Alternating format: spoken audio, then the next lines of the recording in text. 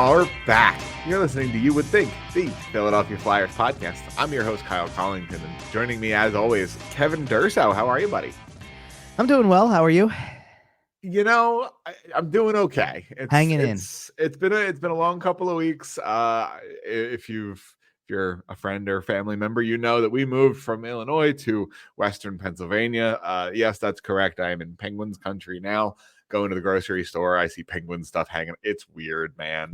It's weird walking in and just casually seeing like Chris Letang jerseys just floating around. But regardless, we have a lot of Flyers talk to get into here. A lot. As we kind of get into that, like Kevin alluded to there, it's a very busy week. Follow us on the social medias at YWT Podcast. Kevin is at Kevin_Durso. And I did just want to mention off the top of the show, we will be back on Sunday. The plan here is to get back on our normal every Sunday rotation, up through including as far as the Flyers may or may not go in any sort of postseason here. And all right.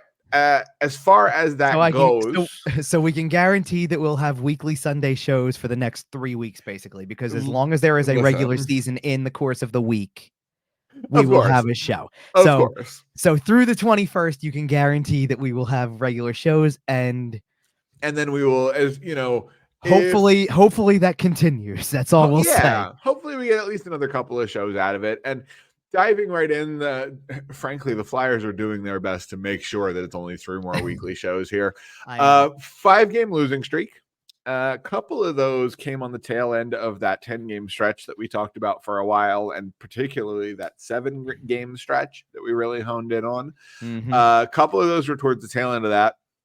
But then you come out and you do lose your next 3. You lose to Montreal. You lose to Chicago. You lose to the Islanders. All of a sudden, it's a 5-game losing streak. As of this moment, as we are recording, and we are doing a little bit of scoreboard watching here on Tuesday night. If you see me constantly looking away, you know what I'm doing right now. That is what's happening, right? As it currently sits, while the Washington Capitals are playing the Buffalo Sabres, by the way, Sabres up 2-1 towards the end of the first in that one. As a matter of fact, you're 10 seconds away from the end of the first period, so that's a great place to start this one. But as it sits right now, the Flyers are still holding on to that Metro spot, the 3rd spot in the Metro. And the numbers are pretty in favor of Washington passing them eventually at this point, but they will still hold that 2nd wild card spot. Right. It's been an interesting last few weeks to follow this. Where do I really begin with this? Because I know how you are. You have bugged me for weeks and weeks and weeks about, come on, you want me so desperately to say, yes, I'm convinced they're making it. And I'm not going to lie to you. When they beat the Boston Bruins the way that they did a couple Saturdays ago. Early in that 10-game stretch. No. This was This was right before the 10 was over. This was game 8 of the 10. Oh, you're right. I was looking at that, and I was all like, that was quite frankly, I looked at the way they won that game. Tyson Forrester with 1.5 minutes left wins the game for them. Incredible. I was pretty darn close to convinced. Like, that was to me one of those defining moments that you sit there and you say, this wouldn't happen to a non-playoff team. A non-playoff team takes the 2-2 game. They scored with I think 4 minutes left in the first place and gave it right back. Yep. So to me, the non-playoff team folds there. Yep. Whether it happens in overtime or not, they still probably fold there. They go out and they win the game in regulation, and they get a goal from a rookie to win it. Man, I don't know if we're going to have a ton of time to touch on Tyson Forrester just because it is a bit of a busy show. If you would have told me a month and a half ago he was hitting 20, I would have told you you're crazy. And has not an impossible shot at 25 the way he's been playing.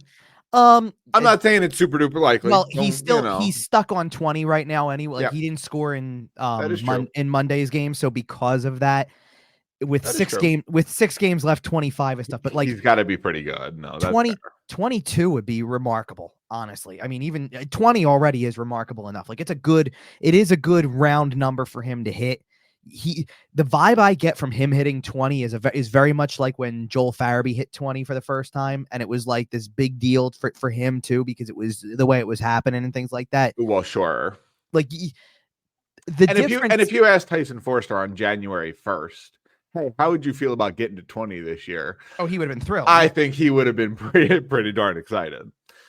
Well, considering the fact that in the middle of that, he didn't play. He didn't play Right. in the Stadium Series. That's how, like, he was a little bit heating up before that, and then he came back, and all of a sudden it was goal upon goal upon goal, and he just kept finding a way to score goals. Yep. You know, and he scored some big ones, like even getting the one he did against Chicago that was his 20th. It's like they're down 2-0. He scores early in the second period. It's like that's a big goal at that spot. That's the comeback goal. Like, It should have be been, right. Like that should prompt the comeback. That should get you rolling.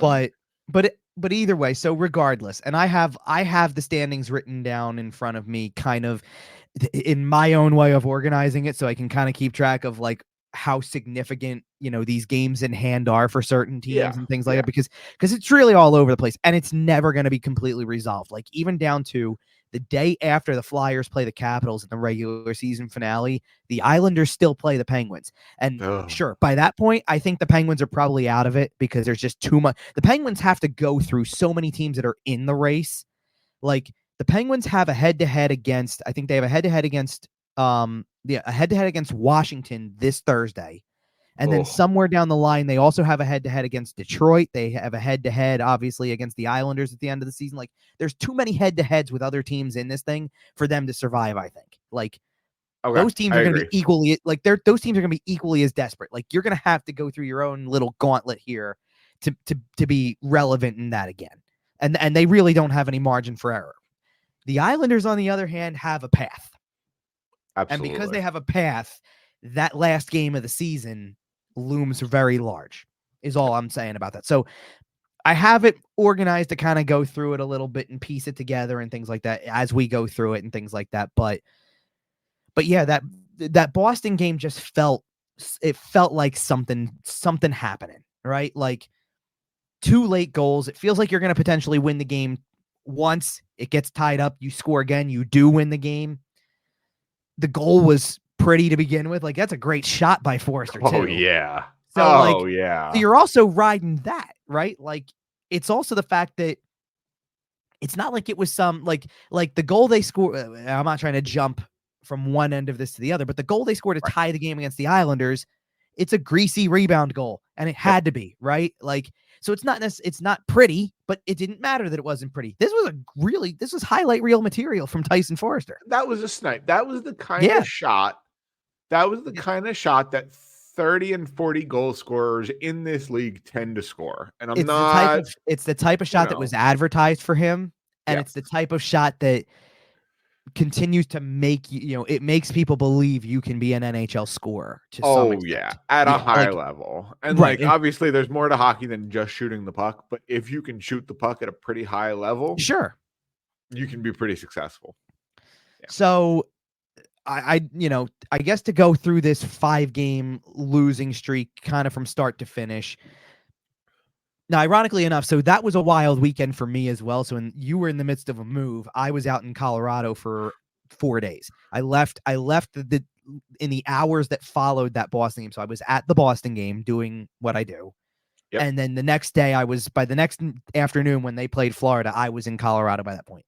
Right. The weather was not exactly the most cooperative in Colorado that afternoon. It started nice, and we got some activity in. We went into the Rocky Mountains for the afternoon. It was nice. Nice. But by the time it got close to game time, we were already on our way back, and weather was coming in. So we ended up hunkering down for the most part. So the streams still work wherever you are. So I saw majority, pretty much the whole 60 of that game. There you go. They lose that game for one reason and one reason only, or 2 reasons, depending on how you want to splice it. You can either use one reason and say one word, or you can point to 2 different players. Okay. So the one word answer is goaltending. Fair. The 2 that you can point to is Anthony Stolarz was really good and Felix Sandstrom was not. So between Anthony Stolarz, Alex Lyon, like how many of Steve Mason's backups are going to come back to haunt us? I was just thinking this morning. what I was really thinking of too is, so let's play a little game for a second, because aside from the Islanders is the only team I can't think of like kind of a connection with. But I went through and I'm going through the other four and I go, well, I guess not though, because for the Islanders, Detroit beat Tampa Bay the same night that they lost in overtime to the Islanders last night. And Alex Lyon gets the win for Detroit. So there's your former Flyer connection, is that the gap closed between Detroit and the Flyers because of Alex Lyon. There's your former Flyer connection with that one. The other 4 games of the losing streak, this is the types of connections I was able to pull. They lose to one of their former goalies against Florida, Anthony Stolarz. Yep. Against the Rangers, the head coach is one of their former head coaches, and Tortorella's former team as well. Not that there's many connections there, but you get the point. Right. You know, years ago, this was the other way around. Peter Laviolette on the Flyers bench, John Tortorella on the Rangers bench. Against Montreal, you lose, and the coach on the other bench is one of Tortorella's former leaders in Tampa. Yep. And then when you lose to Chicago, who scored a power play goal for the Chicago Blackhawks but Tortorella's former captain in Columbus, Nick Foligno? So you're losing to all of these connections, and it's like they're derailing this thing for you, helping to. Yeah, as much as everything kind of went the Flyers' way through the first, 30, 40 games of the season on the ice, not as much recently. And it's one of those things that this team doesn't have the talent to necessarily overcome it. I've been thinking a lot about this lately. Okay. So I'll make this point first, and then I do want to go back to the Florida game and kind of work my way up. Well, and we do have some hope on the horizon, and we'll get into that here. So the first thought I've got with this is that, and I brought it because the Flyers are sitting in a playoff spot, 3rd in the Metro technically, as we do this show, as we start this show. Of course, but we expect that to change shortly, if not by the end of the show. We're 1 period in, and right now it wouldn't. So let's just leave that for what it is. But they're in 3rd place in the Metro at 83 points. The 2nd place team in the Metro is 18 points ahead. Yep. And on top of that, you can go through and the Rangers are at 104, Carolina's at 101, Boston's at 101, Florida is and Florida's playing, by the way, also at the moment, so this could change very quickly as well. But they're at 99. They're going to break 100 in the final 7 games that they have. They need a point. They'll break it. Toronto's got 8 games left. They're at 95. They'll end up breaking 100. Tampa's going to be tough because they got 8 games left. They need 11, but they'll break 95, I would say. And they're a really, really good team. Yeah. So, but they'll break 95 easily. And then you've got these other 2 spots where, the teams that make it may top out at 90. Honestly, it's really crazy to watch and sit there and actually be concerned about. The Flyers are at 83 points, holding a playoff spot with 2 teams behind them at 82, then one at 79, then one at 77. A divisional. Well, sure, but even in general, saying even in general. Well, but even the final one, but even if you're talking, I'm talking if we go back to 1 through 8, at least they're a 7 seed, right? Like they're not holding down one of the divisional spots. I hear you there. Like the Flyers have a path to hosting a playoff series at some point. It's unlikely, but it could theoretically happen if they played one of the wild cards. Yeah, right. I get you. But so here's the thing, though, and obviously what you're saying is that if it ended today, if somehow or other by some magic Washington took out the Rangers in the first round, they would actually host the Washington Capitals. Right, and that's insane. Go back to 1 through 8 for the conference, but whatever. Well, I don't know if you'd be saying that when you look at the West. I agree, but that's the thing. Like the West is, but of course. But that's what I'm saying. Like the fact that I'm looking at a playoff picture, looking at the standings, and going 83, 82, 82, 79, 77, 76, even possibly you could even argue 75 for Buffalo. That you're still watching that even like a little bit.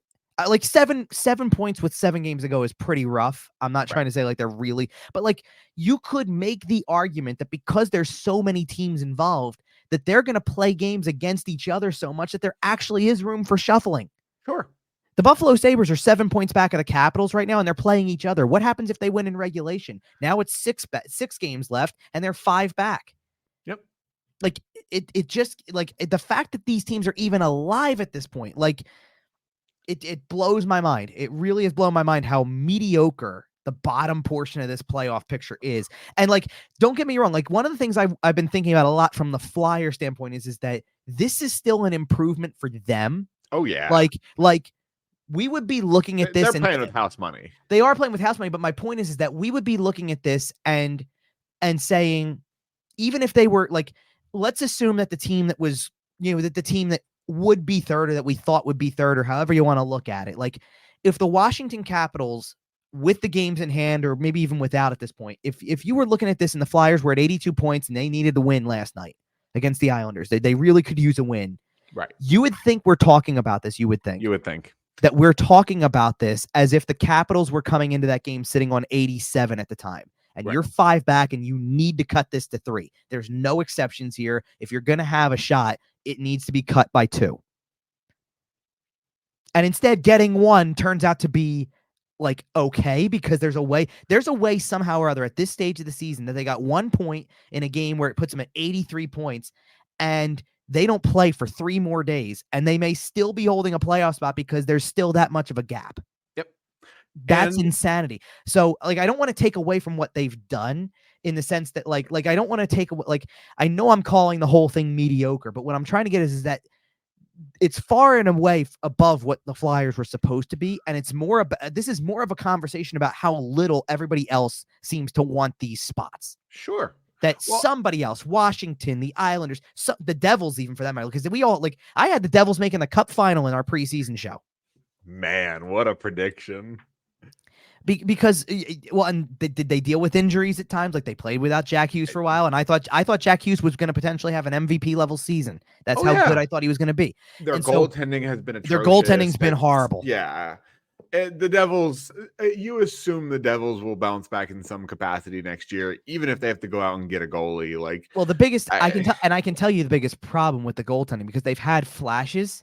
Like, even after they acquired Jake Allen, didn't Jake Allen have a handful of good games first and kind of like make you think, and then it comes crashing back down to earth? Like, it's like, oh wait, that wasn't sustainable. You got like 2-3 games like that, and then it's nope, never mind. Here's what it is. Like, it's what was happening when they started Nico Dawes, like, what, 6-7 games in a row or something like that, where it was like, yeah, the guy keeps winning for a few, and then all of a sudden you realize, oh yeah, this is why the guy was in the minors at the start of the year. Like, it's not going to keep happening this way.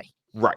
Well, and turning our attention back to the Flyers here a little bit. So yeah, because actually I wanted to, it ties right in, because I did want to talk about goaltending, because part of what, like, you brought up the first 40, and ironically, I know exactly where you are with this, because it's exactly where kind of things change. Because for me, you've leaned on Sam Ersson so much in the last half of the season, like in this last half of the season, and you've had to. And why have you had to? Because nobody has really stepped up and grabbed the backup spot that makes you feel comfortable having any form of a rotation. If Felix Sandstrom wins a couple of games that it looks like he could win, if Felix Sandstrom gives up 5 to the Boston Bruins on the road instead of that 6th one that proves to be the backbreaker, you might win that game. I agree. Or at least get a point out of it, and you feel better about yourself. If he makes the 2 saves that look like he obviously should make against Florida, guess what happens? You probably go to overtime and get another point. Like, this is how big the points are. There are certain games that they have where you're like, that should have been a point. Like, what was the other one? Oh, how about Cal Peterson's last game that we saw against Pittsburgh? Where again, if you could get 1 save, they scored 6, you lose 7-6. You get 1 more save, you might get a point out of that game. I agree. And that point becomes massive when we're looking at there's 6 left and you're up by 1 on the final playoff spot. Well, and we're sitting here being a little bit on the doom and gloom side, talking about all these ways that they could miss and all these ways that they're trying their best to choke it away and all these. If you'll allow me, let me put on the orange colored shades for just a moment.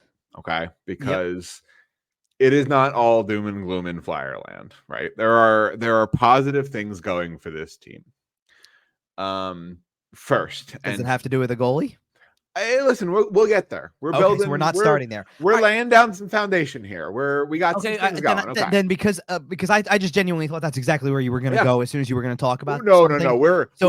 We are culminating in the goalie. Don't you worry. Oh no. So if you have other positives, I would love to hear them, because there's been a couple of definitely the last few games have been some negatives. So we are culminating in the goalie here. We're gonna start with a big issue that has been plaguing this team during a decent chunk of this losing streak that was temporarily addressed on Monday. and that would be the ice time of one Sean Couturier. He was slated to return to essentially full duty on Monday night as the first line center, full power play time, etc., etc. Gets hurt in the first period, misses the rest of the game.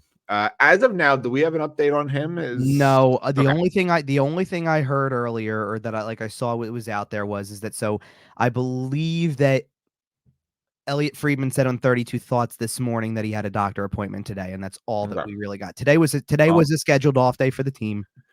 Hopefully probably probably I know we're not doing this on our usual Sunday. We're doing a Tuesday night show instead. So instead of the Monday news drop, probably the Wednesday news drop.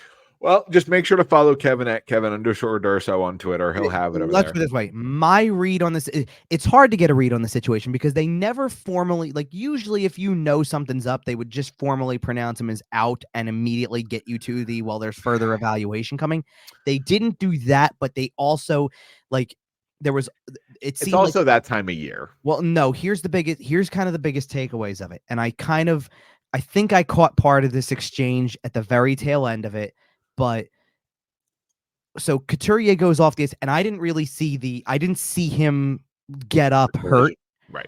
Because I was following the play the other way, and not a lot of people, yeah. Well, and not to mention the fact that they had just scored moments earlier, so you're also trying to jot down what happened on the previous goal, and all of a sudden there was a lot happening, right? Yeah. So I just find that he goes off the ice, but I believe I saw either the trainer come back or Darrell Williams leaned over to John Tortorella on the bench and said something, and Torts had a bit of a reaction that was kind of indicated, well, great, now I guess this is where we are. Right. And there's also reason to believe that the very quick, no, I don't have an update. Usually if it's,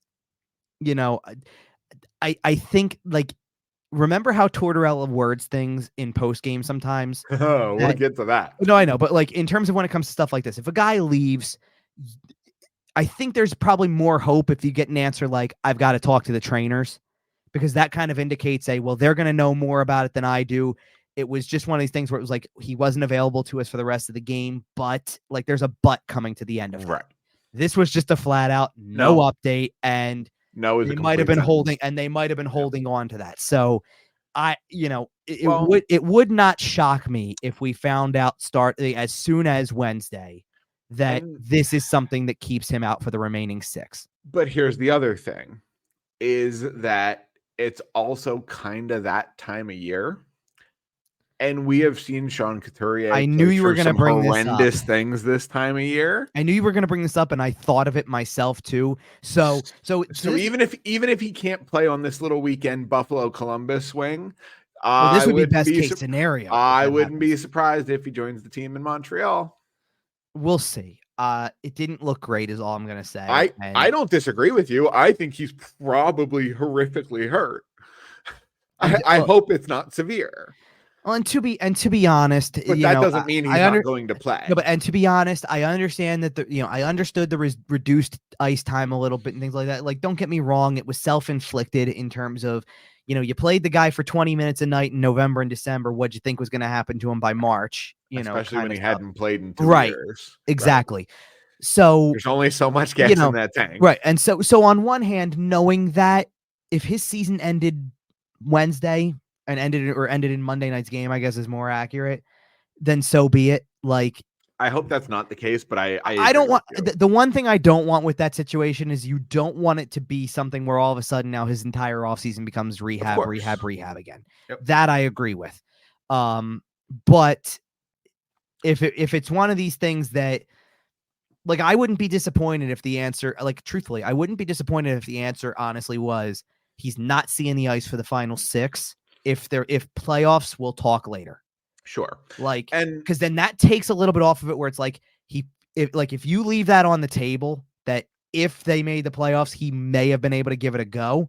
It means it's not something that's overly significant, that it feels like, okay, just like everybody else, whenever it would be over, you take a month off and you come back and you start working out again, right? Like most of these guys do, or whatever the case may be. So okay, so I hope it's not significant though. Right. We have our first layer, right? We have the coach being willing to play Sean Couturier a little bit more, starting to, at least willing to kind of start to get that engine revved up heading into the playoffs final stretch here. Sure.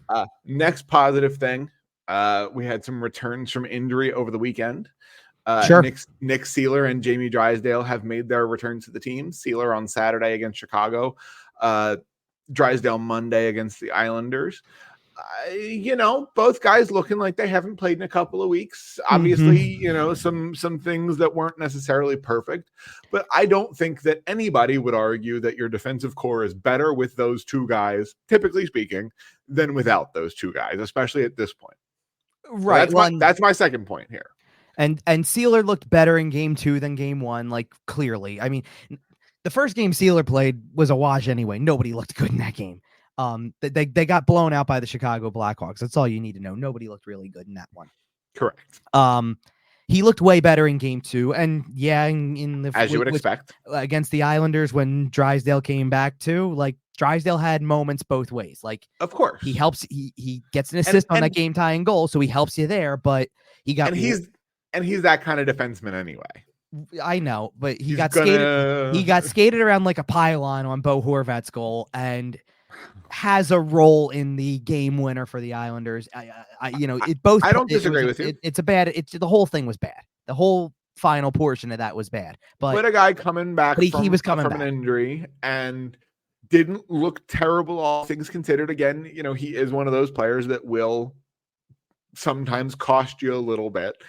But so you get them back. They're going to presumably, with a couple of days off, get a little bit more in the flow of things. By Friday night in Buffalo, I expect two more practices too. Well, right. I expect both of those guys to be pretty close to fully back, right? Like, I understand Jamie Drysdale only had one game where Sealer's had two, but you had a game and two practices, like you mentioned. So, and at some point you've got to form consistency with everybody too. Like not only did Drysdale just play his first game back, but they put him on a pairing with Seeler, no less. So it's like, here's the two guys just back in the lineup, playing a very meaningful game together. Whose timings may be a little bit weird, who might be a little right. So. And then you got that you got that portion too. And then the third and possibly the most important thing that is going for the Philadelphia Flyers, and that is in favor of them making the playoffs this year, is the remaining strength of schedule. Because you look at Detroit, they got some good teams left. You look at Washington, they have some good teams left. The Flyers play the Rangers and that game against the Capitals on the Flyers' last day of the season. And that's it. You play 4 non-playoff teams. And obviously, we just watched them lose to Montreal and Chicago. So I'm certainly not saying that is, 8 free points by any stretch.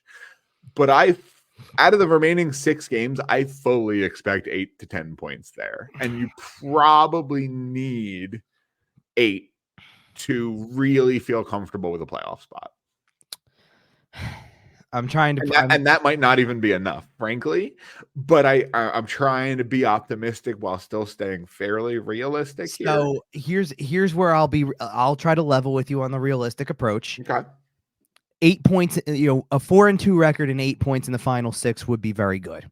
I agree, because I think that if you do that, there's going to be some element of pressure on everybody else because let's think about something for a second. It's also really hard to do this right now when, with the exception of the Detroit Red Wings, everybody else plays twice before you play again. So I really need to see this picture clear up before I really make that proclamation. That's valid. But in the event that it's still relatively similar, and like one of the things I immediately pointed out is that, like I said, so the Islanders play 2 games before the Flyers take the ice again, which happens to be the 2 in hand, kind of. Like it evens out for a day. That'll change, obviously, but still. If the Islanders lose in any fashion in one of the 2 games, even in overtime, they can't tie the Flyers before they play again. which means you're in that spot. You're still going to hold that last playoff spot because Detroit doesn't play until Friday. So it comes back into your hands a little bit. If you go into the final 6 and it's pretty well balanced that everybody is either the same number of games played or one in hand, which is probably, I think it's about what it's about right. Yeah. Then I think 4 wins out of the 6 and 8 points is enough to put some heat on the other teams that there's not as big of a margin for error. I agree. Yep. And you definitely do that by, like you said, you beating up on these teams that you should beat, right? You should beat Buffalo at this point. You should beat Columbus. You should beat Montreal. And it's easier said than done, obviously, after watching the Montreal and Chicago games the first time around. And also in the meantime, as like we're keeping an eye on the Buffalo-Washington game as we speak. And if Buffalo wins that one, then it kind of throws that into the picture also, because it's like, well, how, it's not that you should, it's not that it's wrong for saying you should beat teams like that, because that's how you get in, truthfully. Yeah, exactly. But it's not near as much of a gimme as it used to be. Of course not. I think the point I'm trying to make with that is that the Chicago game should have been 2 points. It just should have been, because you're better than that team and you know. Correct. Because that's an AHL team with Connor Bedard. Right. And because it wasn't, you can't take anything for granted against anybody else, because that's the worst team that was left that you were going to face. The next one that's closest is when you play Columbus on Saturday. Right. And then other than that, everybody else is kind of like, it's a weird dynamic of Montreal has already proven they can beat you, and they're not much further up than some of those other teams. Yeah. Buffalo is sitting at 75. You got Jersey, who's at 76. You just lost to the Islanders. Washington's technically in a spot. And then, oh, by the way, yeah, what's the other one? The Rangers. The Rangers. Right. And listen, maybe that Ranger game comes at a great time. Like, maybe you play the next 3 games and look, you should hopefully win 2 out of 3 just to keep the line moving. Maybe the Ranger game comes at a great time because you're going to have something to get up for. That would be great. Yeah. Well, and the other thing about this schedule is that you do have one back-to-back left. And now, what is the main concern with back-to-backs, Kevin? Who you're starting in goal. Oh, interesting. Okay. So I didn't mention something here when I was talking about reasons to be excited, right? I mentioned 6, relatively soft games left. I mentioned a motivated coach. I mentioned, we have some motivated coach. Oh, we sure will. We have we have something else to discuss here. Mm-hmm. And it may be the biggest story of the week, physically and metaphorically. Well, I'll pull it up on the tab, and it's not like, honestly, I think the wording of this is even bigger than what it was going to be. Insane. 24 hours ago. Yep. So if we had recorded this show, one word was not involved in this 24 hours ago. If we had recorded this show in our normal Sunday time slot, this tab would have said Ivan Fedotov joins the Flyers. And if you're watching on our YouTube channel, there's a tab up. You can check it out. This tab would we might as well get into it. It says he debuted. So it says it would have said Ivan Fedotov, comes to North America, joins the Flyers, the Flyers, whatever the terminology we would have used, right? Because what was it? Thursday was when the rumblings came out, and then all of a sudden Thursday we get word that he's coming. Thursday we get word that here's what it was. Thursday we find out the contract in Russia was terminated, and now there's rumors that, well, because he has an active contract with the Flyers, there shouldn't be any reason he can't come over. Then the goal is he's going to try to come here. And the biggest question, so let's back up. Let's rewind for a second before we get too much further with that. There was already the story out there about how Alexei Kolosov was going to join the team as well, or will join the organization and come to North America. And there really was no hold up there. Danny Briere had actually already confirmed that one. Confirmed he was playing, that the plan was he's going to come over, he's going to start in Lehigh, and the only question is kind of, when is this going to happen? Because there's immigration issues. So it's being worked on. It'll happen at some point. Okay. The biggest thing with him, though, with Kolosov, is everybody was getting all hopped up about the fact that somebody else was able to come into the organization. Sure. One, you didn't know exactly when he was coming because of the immigration issues and all that. And two, he's a 22-year-old kid who has never played in North America before. And now you think that you're supposed to just plop him into a playoff race in the NHL, like as if he's going to be your savior for this playoff run. It doesn't quite. And Danny Briere said, "Hold my vodka." Danny Briere had I assume had knowledge anyway that something else was going to be in the works at that point. And when this happens, all of a sudden it's like, oh wow, he's coming, or he's planning, or the plan is he's going to be coming. And then you went from this could happen Thursday, as it was talked about, the contract in Russia's terminated, it could happen, to Friday morning, there's a press conference and he's here. Right. Oh, by the way, there's a press conference scheduled for 11. Right. He's already here. There. Right. And he's here. So this is what makes the debut timeline so fascinating. Yeah. He shows up. He's played. He just finished the season in Russia. Did pretty well, all things considered. A little bit not completely on his game in the first half of the season in Russia because he hadn't played really the year prior. Picks it up in the second half. The numbers look good. He was good in the playoffs. They lost in whatever playoff series 4-1, 4-1, but he had really good numbers in it. Yep. So yeah, and he's been the best goalie in the KHL before. Like, sure. Oh yeah. Well, and also you don't have to go back too far to remember when he was also the starting netminder for the Olympic athletes from Russia in one of the last Olympics too. Like, yep, he was giving you, like. That's him being right at the forefront of everything, Russian hockey related. Right?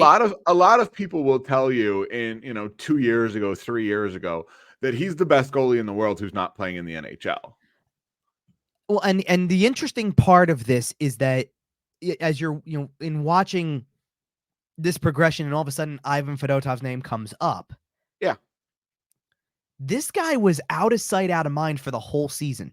As soon as that ruling went down with the IIHF and it's, the KHL's going, don't care about which was crazy because if you remember, and I know you do, but for listeners that may not remember, the IIHF ruled that his contract with the Philadelphia Flyers was valid. His contract with Moscow was not valid.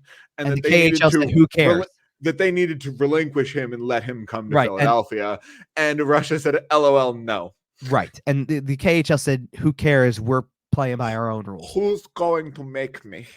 But anyway, so because of that, not only is he out of sight, out of mind for this season in particular, he's out of sight, out of mind possibly forever, because it's not. He's in the Arctic Circle. Well, it's not even just that part of it. It's not like he's 24 and not coming over. He's 27 and not coming over. Yep. It's like at some point in time, when do you just relinquish the fact that it's probably never going to happen? And if it's never, like, not even say that it's never going to happen. It's, what are you going to do? Wait until he's 30? And then poof. Yeah, and he snaps his fingers and we have a press conference. And to be honest, to bring back the other portion of the whole goalie story, if you will, that's why there was so much focus on Kolosov, because it's, hey, wait a minute, this guy's 20, 21, 22. He's looking like one of the best young goalies in the KHL as well. Awesome. Okay, hey, maybe he's the guy who comes over at some point and makes this situation a little bit better, right? Yep. So it all worked. Not say it all worked out. It's just like it's one of those things where it's like, so the focus was on him because he was younger, and then on top of it, I was seeing more reports on what's the other kid's name? The Zavragin. Oh yeah. I was seeing more on him than I was seeing on Ivan Fedotov. Like, right. It was still lingering there, but like every time I saw a stat line for Fedotov, it was kind of one of those things where I'm like, yeah, and like, what are the odds? What are the odds that you ever see him? Like, let's not forget too, like, the contract had to be terminated. It was a 2-year contract that they were stepping over the Flyers' 1-year told contract. Right. It's a 2-year contract. So you're sitting there going, not only are we talking this year when he's 27, we're talking next year when he's 28. How long are you supposed to play this game before you just give up? And for any fans that may be nervous, by the way, his contract was, as you mentioned, they're told, which means it carried over. Yes, it has been, used. It is being burned up this season. Danny Briere has mentioned that he doesn't expect it to be a problem and that they expect him to sign There's a deal here. There is a lot of talk about a 2-year extension. Okay. 2 years seems to be the number that keeps coming up. Makes a lot of sense. And to be honest, why would you even go through the trouble if you didn't have intentions of keeping him beyond the season? You're talking about, he just debuted with 7 games to go in your regular season, and there's no guarantee right now that you make the playoffs. So as a result of that, why would you go through the trouble if you weren't keeping him? And oh, by the way, this is a really interesting part of this conversation too, because now that Kolosov is here as well, the goalie picture is insane. As long as you get moving forward, it is very interesting. Interesting, but clear, because as long as you get an extension done with Fedotov, he's probably your guy. Well, no, it's pretty evident to me that you're going to move forward next year, because Sam Erson's under contract next year too. So next year, your 2 NHL goalies are Sam Erson and Ivan Fedotov.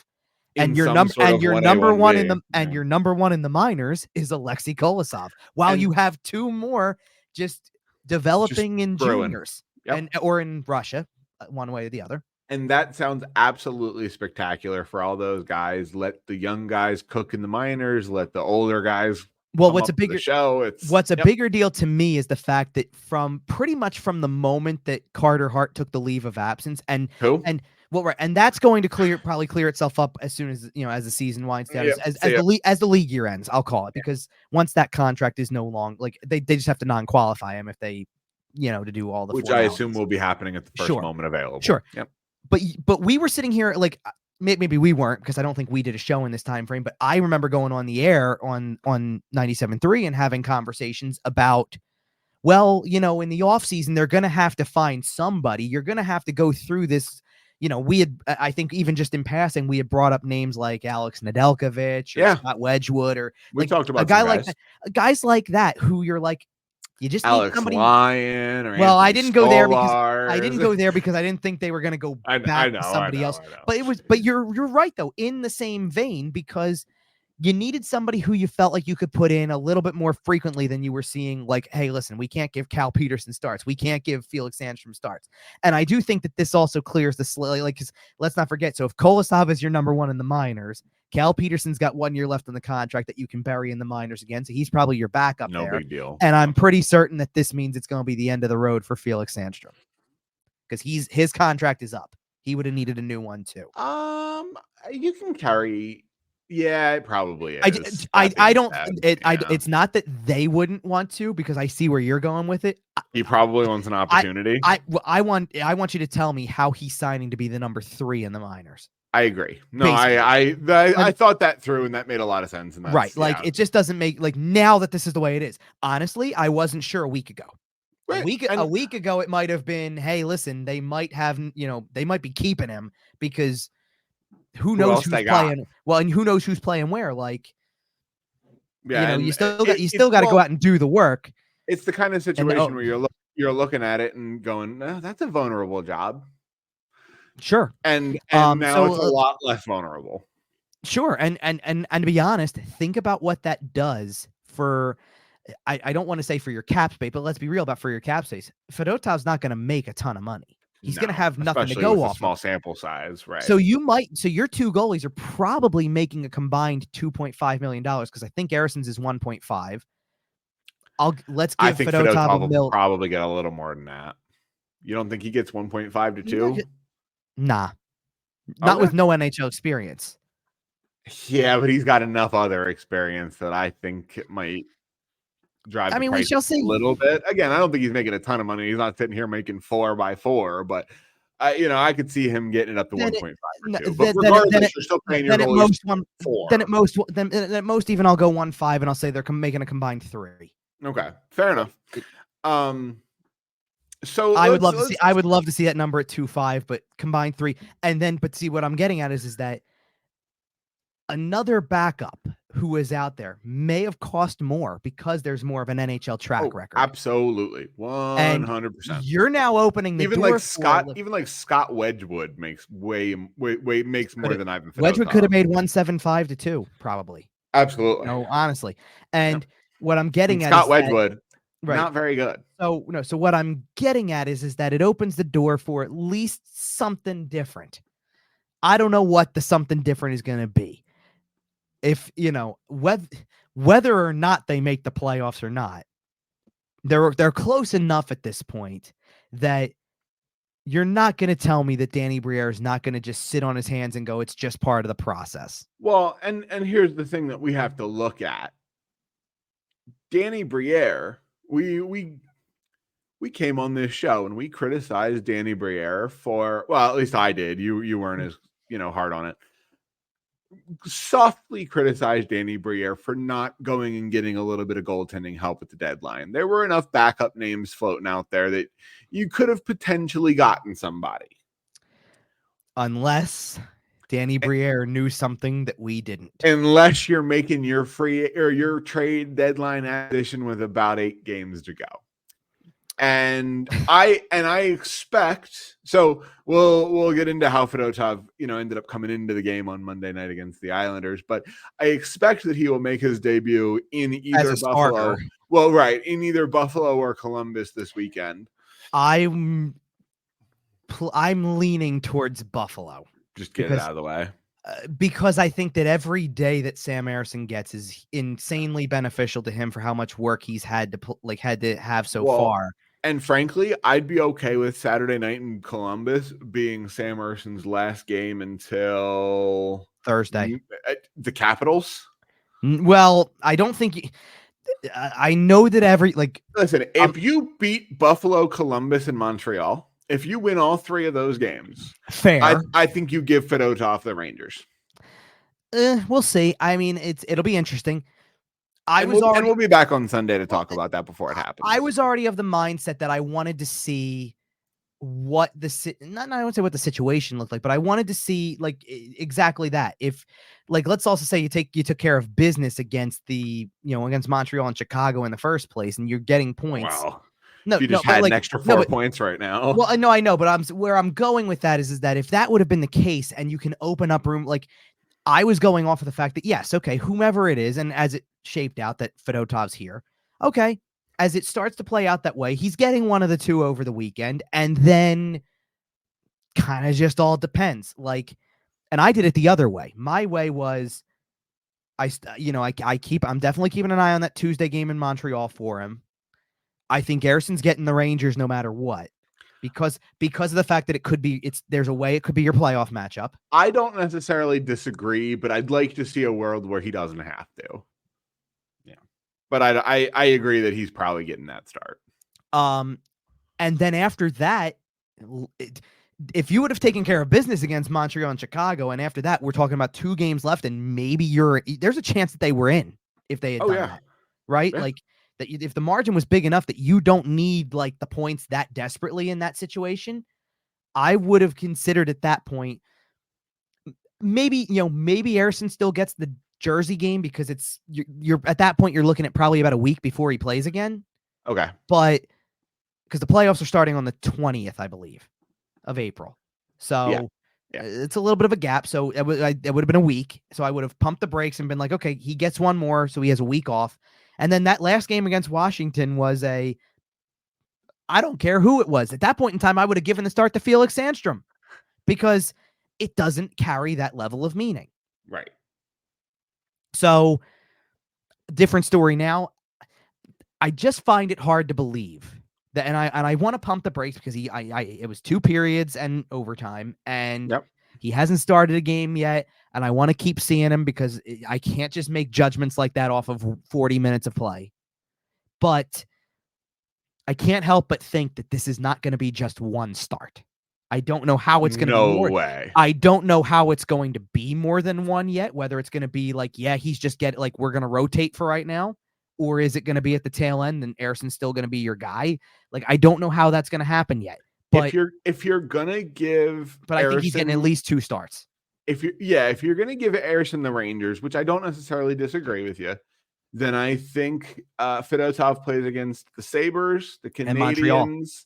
And then after that, no, I'm not even going that far because after that, I want to pull back and see what the standings are. I agree. I think it depends on the race. If it looks like that Washington game is really going to matter, then I think you play Fedotov against the Devils as well. And the only other counterpoint I have to this whole conversation is really the unpredictable factor, which is at the end of the day, and this is the interesting part of this conversation too, though, because the starting goalie is probably less John Tortorella, more Kim Dillabaugh, because Torts goes to Kim Dillabaugh and kind of is getting a feel for who should be in more or less. But John Tortorella made the call on Monday and took a guy who quite literally had one informal practice on Friday and 2 morning skates on Saturday and Monday, barely hasn't even really broken in his equipment yet. Right. And said, in the biggest game of the season, you're in. Well, and you can say a lot of things about John Tortorella, and we're going to get into John Tortorella here in a minute. When we get into torts like this. Yeah. Never a dull moment. When he's not afraid to make a big move, and he has a decent track record of those big moves being really effective. How did that team come out in the second period? Like they were shot out of a cannon. Travis Sanheim for the first shift. Right. Travis Sanheim took the puck end to end immediately. Yeah, beautiful rush and scores a goal and a game's tied. Yes. Right. And now, again, is it the correct decision to throw in your Russian import, 4 days after he comes over, 5 days after his KHL contract gets, I don't know. Know. And Tortorella even said after the game, he put him in a hell of a spot. So, and this is the interesting part, because obviously it happens at the start of a period. So there's a buzz up in the press box as they're about to take the ice, because they put the camera in the tunnel on. Right, and you see him coming out. Well, no, I didn't see anything. I hear somebody say he's coming in. And because of the way the first period had relatively ended, I thought they meant, the captain's waiting there to come back out. He's coming back. Coots is back. Great. Right. Because that just seemed like the normal, look at this. He's actually back. That didn't look good, but he's back. And then you look up and you realize, no, that's number 82 coming in. That's the new guy who just showed up 3 days ago coming in. By the way, we didn't mention it when we did his little intro here, but Ivan Fedotov typically wears the number 28. And I don't know if he made this decision or if somebody in the organization gently reminded him. He was not going to be wearing that number.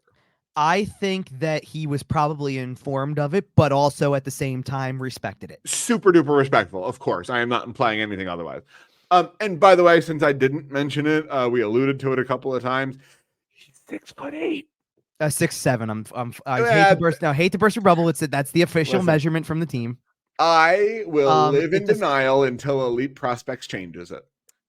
Regardless, having stood next to him in the scrum last night, he is very tall. Yeah, okay, you've stood next to him and you've stood next to me. What's the...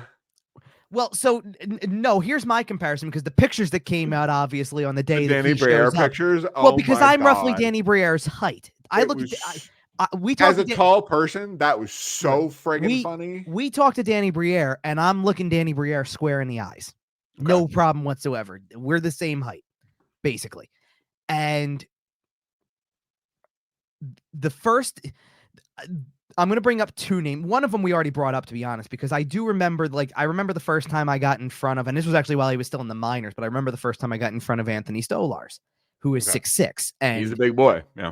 Big, tall dude. And yeah, he towers right over you. No question about it. So I think of him right away, but I thought back and honestly, because it was kind of like, because Fedotov's going to be the new shiny toy kind of thing right now. Obviously, like he just got here and everybody was, it's interesting though, because I think everybody's excited to potentially see him. Obviously, like he's here, but I think there's also an element where it's knowing his story. That's also adding to it. Like he's still here after all of that. People are a little excited to see him, almost in like a freak show kind of way. Well, no, I think I'm saying a little bit. but I'm saying I also think it has to do with people realizing what the story was and that like That's what I'm this was saying. almost Is not like possible. And it's like, this. no, This you're is the you're Arctic Circle guy, right. It's like right? you're here and now you're one of us. We'll take This, care of you. Don't worry. this is the guy who got arrested at his gym because allegedly he was dodging Right. his his military service to come to Philadelphia and play for the Philadelphia Flyers, and was allegedly arrested as a direct retaliation to that. And Right. like this is that guy, like that story, that crazy story you heard 3 years ago. Like this is him. This is that guy. Sure. He's going to be your goalie, So for some of these games and maybe into the playoffs. So I'm gonna do something that I know you love, because when we get to throw out a random name on the show, we always like that type of stuff. This is how we fall down the rabbit hole of stuff, right? There was a name that I thought of as we were reading up more on Fedotov and things like that, and it's not like it's a Russian goalie story as much. Okay. It's the fact that goalies who are that height range, I'll call it 6'6" or whatever. That used to be a thing where I think it was because the pictures that came out from that Friday informal skate where he's standing pretty much upright and the crossbar is at his waistline. Yeah, he can rest his elbows easily on top of the crossbar. Right. And so the reason I'm bringing that up is because like he looks so big in the net that it's like this guy is massive. Takes up all this space. How do you score on a goalie who takes up all this space? Right? It's a walrus. Ridiculous. I've seen that a lot too. But the first name, because now it's much more commonplace to find a goalie that is that size now. Sure. Ben Bishop was really the guy that kind of ushered in that. Oh, I'm going back into the vogue. I'm going back further because here's the name that I think of, and I got to pull up his numbers because this is the. I would have Is it Flyers goalie? No, it's not a Flyers. Okay. I was about to be very, very nervous because holy, there were some names. No, because this is a guy who honestly, here's the tie. He was so good against the Flyers. I thought he played more than he did, and he didn't. This is a guy who in his NHL career had 46 games played, 27 starts, had a 16-14-5 record, a 274 goals against average, and 905 save percentage. And that doesn't sound like anything special until I go look at his career splits and find out that when he played the Flyers, he played 8 games against the Flyers, had a 5-1-1 record, a 939 save percentage, and a 1.65 goals against. Who is it? Wait. Okay. Because I feel like you know it. I'm gonna do 5 questions or less. Like I'm not gonna, not gonna go crazy on this. Go ahead. Eastern Conference or Western Conference? Eastern. Okay. Eight of his what? How many games did I say? 46 career games. 46 career games. 8 of them were against the Flyers. So East. Before or after the 6 division, 4 division shakeup? Before. Okay, so we're talking like lockout era ish. Pre lockout. Okay, pre lockout. Ooh. Okay, I don't know. Give it to me. No, I don't. It's semi. Yeah. Okay, actually, it's right in that range. So part of it was pre-lockout, part was post-lockout. So sorry. Just give it to me. Yeah. Does the name Steve Valiquette ring a bell? Ooh. Okay. Steve Valiquette was 6'6", 210, big boy, and looked massive in goal. Enormous. Yep. And played the Flyers with such regularity that. I believe, and I'd have to go back to look this part up. I think, do I still have the splits open? I don't know if I do. Oh, wait, no, it's right here. Okay, so not only did he have that record against the Flyers, so 8 games played, 5-1-1 record against the Flyers, 939 save percentage, 1.65 goals against. He also had 2 shutouts against them. The guy only had, what is this, I guess, 4 shutouts in his career. 2 of them were against. So, like, you get where I'm going with this? Is that and that was a good Flyers team, too. But you get where I'm going with this, where it's like, this was this guy who, it was like they started him every time, and it was, well, how do you score on the 6'6" guy who takes up half the net? Because he's massive. And I could have swore he played longer than 46 career games. Like, it felt like because it was... Because he just tormented you specifically. Well, no, you know, well, not only that, but you know what it was also? Because obviously the connection here is he played for the Rangers for a lot of years. Right. He was back and forth between the minors and the NHL for a lot of his career. Okay. It always seemed like when the Rangers played the Flyers in some of those years, he was up for a reason. So it became more and more interesting. Like it was like he was always around. This, you know what he was too? He was pre Lundqvist. Well, you know who else was pre Lundqvist? Did he catch the tail end of Richter? It would make sense why you're not playing many games if you're backing up Mike. Well, maybe Richter at the beginning, because he did have a couple seasons pre-lockout. Okay. Let me see when he first started playing for the Rangers, to be honest, because his first season he played 6 games. I don't know if it's because I didn't track this number. I guess we also don't necessarily need to go down a Steve Ballard. No, we're not going down far. I'm not going down far. He didn't. Okay, so he got to the Rangers mid-season in 03-04 and played in only 2 games. So I think that's about as far as Richter would have ever gotten. Like Richter did not play post-lockout. No, you're right. So, but regardless, so we have Ivan Fedotov in the NHL now. He's 27 years old. He joins the Philadelphia Flyers, coming off, all things considered, a fairly successful KHL career. I mean, like you said, he was the goalie for whatever the Russian national team is. Well, and people like to look at numbers like when guys come from the KHL, they like to look at numbers of other Russian goalies that have come from the KHL, had a little bit more of a substantial career there, and then like made something of themselves in the NHL level. His save percentage over his KHL career is .921, and it was only Sergei Bobrovsky in his KHL career had a .925. Right. And it's like, okay, clearly Bobrovsky's a guy who turned himself into something. Sure. And this year in the KHL, Fedotov had played 44 games, had a .237 goals against and a .914 save. But you have to remember that he didn't play hockey for a year because he was having a year off like when you're in the Arctic Circle. So like everything we've said about Sean Couturier, Sean Couturier was in a hockey facility doing rehab, theoretically, watching game film and, doing other hockey related things. Ivan Fedotov was on a submarine in the Arctic Circle. And by the way, he's 6'8" on a submarine, 6'6", 6'7", 6'8", whatever. You're too tall to be on a submarine. Trust me, I know. Well, and in fairness too, like it's really interesting to have that year be you're 25, 26 years old. And you've played your entire life to that point. And now someone's telling you, nope, you're not playing for a year. And everything is on hold for you from that aspect. And then, also your country's at war and there's a chance you may die. But also we're in the Arctic Circle, so there's a chance you may die. By the way, you're 6'6.5" on a submarine, so there's a chance you may die. By the way, I love it because I just looked down. I've got, like I said, I got the iPad set up to kind of do whatever that commercial, the Walrus commercial just came on as we're talking about this. It's really funny.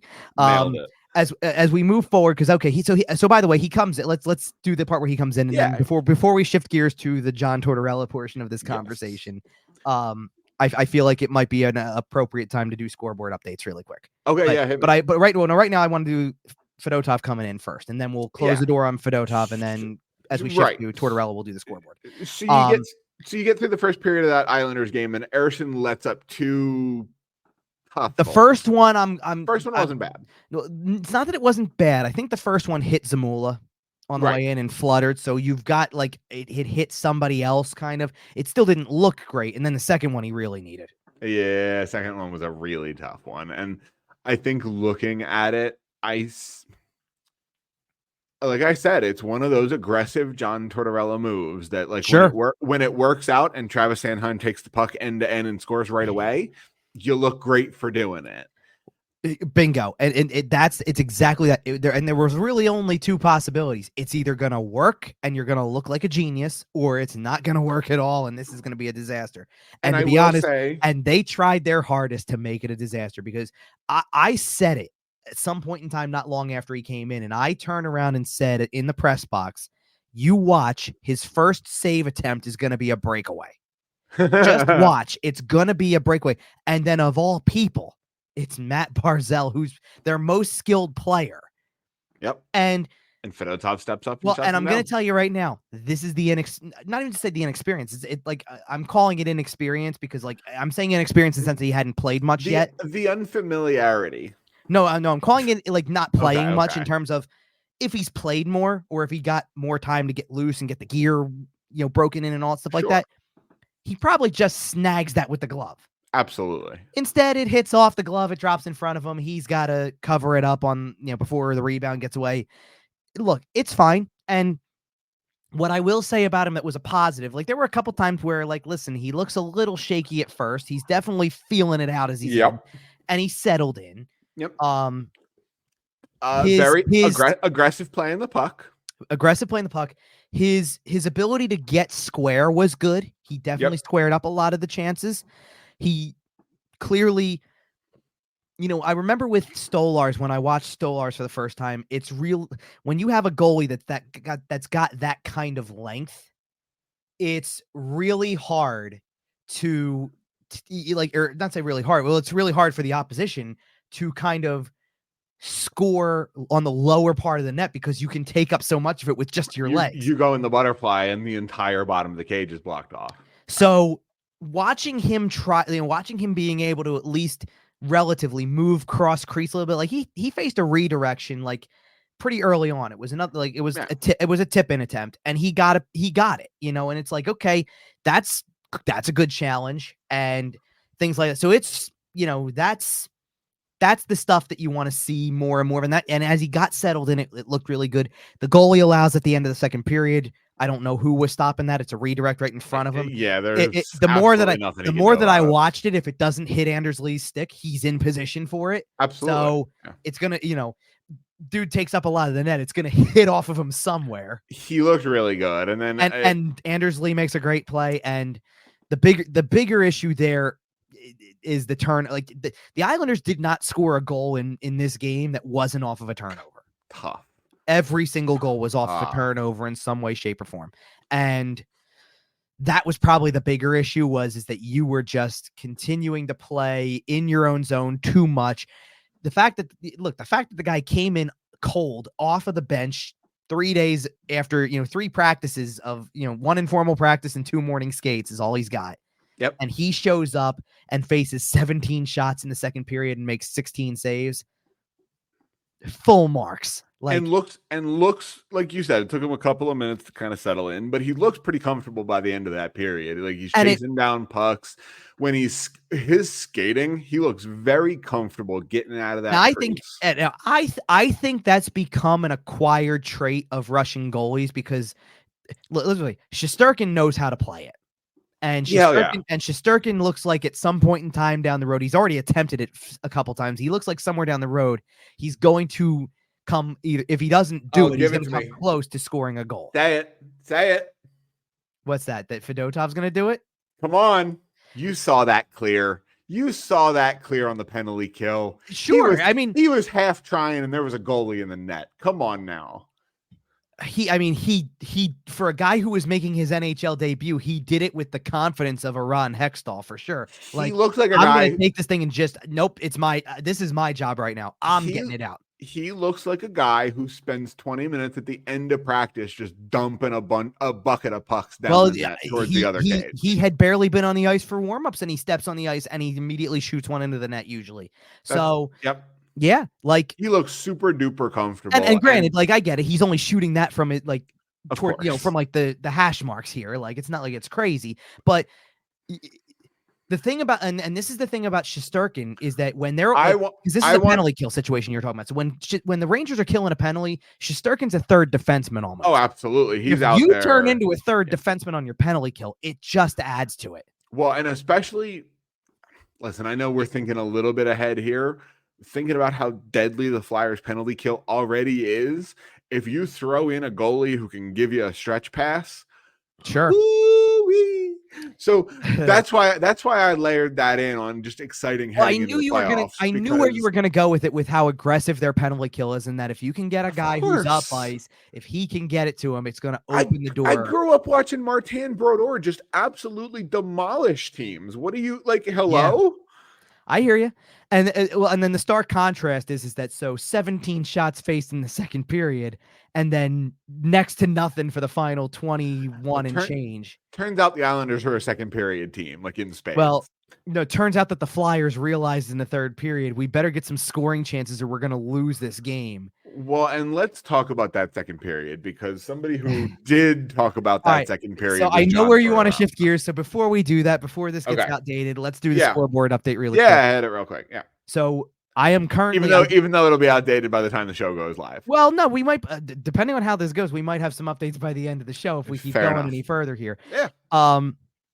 It's the end of the second period in Buffalo, and the Sabres have a 3-2 lead on the Capitals. By the way, the Sabres out shooting the Capitals 25-11 through 2 periods. Man. It was 3-1 actually. It took a late final minute power play goal in the second period for the Capitals to be back in this game, but so far going into the third period, you're only down a goal.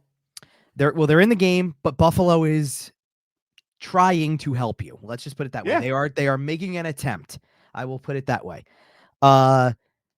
Really the only positive result you're going to get out of this next game I'm going to mention is if there's no overtime involved, which appears to be the case at the moment. The Devils leading the Penguins 3-1 they're just into the third period now, so that's fine. You know, somebody's going to have to get 2 points out of it. It doesn't really matter who. They're both further out of it. That could easily change tomorrow. You know, I think the Devils play the Rangers tomorrow. Okay. So, you know, especially if you're spending a lot on beating the Pittsburgh Penguins, then, you know, playing the Rangers may not be the best thing. And then another interesting game for you. The Islanders are playing the Chicago Blackhawks. That game is down to 5:37 remaining in the second period, and it is 1-0 Chicago. Ooh, we love that. So, and remember what I said about the Islanders too, by the way, a little earlier. A loss of any kind. So just getting the game tied up is not doesn't mean anything just yet. They lose in any way, they will not be able to pass the Flyers before Friday or tie the Flyers before Friday. We love that. We love that for our sanity here. Right. So anywho, those are the 3 games to watch. Let's talk about Torts. Yeah, let's talk about Torts, because man, he has had some good ones since our last show. It has been a tough couple of weeks in Flyerland. We've talked about 5 straight losses, and if you have watched the NHL at all in the last 25 years, you know that when a John Tortorella team loses a couple in a row, you're probably gearing up for something fun. So can I kind of just lead us to this moment for a second? Absolutely. Because let's not forget that was it going to be 4 weeks ago tomorrow on Wednesday. Okay. Wednesday, April 3rd. 4 weeks back. That's the day that the Flyers traded Sean Walker. Okay. And then extended Nick Seeler. So tons of activity right then and there. You're down Seeler, you traded Walker, you put 2 rookies into your lineup, you go out and you get your best win of the season against Florida. 2 days later, it's post-trade deadline. You go out, you lose 7-0 to the Tampa Bay Lightning. And oh, by the way, your coach gets ejected and then suspended. Right. Never a dull moment, right? And then it continues to proceed because you end up in, over the course of the next handful of games, just a handful of absolutely wild ones, like 6-5 to Boston and 6-5 to the Rangers that just go back and forth and there's no end. And primarily in the third period of both games, you know, these are just 2 competitive games, like 2-2 through 2 periods. Nothing wrong with that. That feels like playoff style. And then all of a sudden it gets wide open in the third period. Third period becomes a circus. Yeah. Right. So you have all of those types of things happening and all that type of stuff. Oh, by the way, so what happens in the middle of all of this stuff, by the way, over the course of that gauntlet? You bench the captain, scratch him for 2 games it was. You know, that's a thing. That's a thing that happened. Never a dull moment. It's always something in Flyerland, right? Yep. So, which brings us to